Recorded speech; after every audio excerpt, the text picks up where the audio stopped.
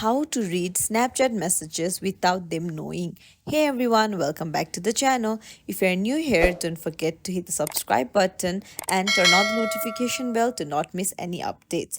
Today, I'm going to share a secret trick to read Snapchat messages without the sender knowing. It's super simple. First of all, open up your Snapchat app. After you open your Snapchat app, go to the chats.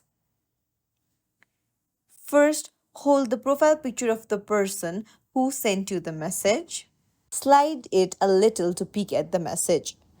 Remember, don't lift your finger.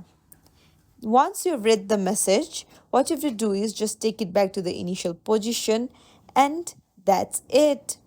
Now, for more awesome tips, don't forget to subscribe to our channel for more helpful tips and tricks. Thank you for watching. See you in the next video.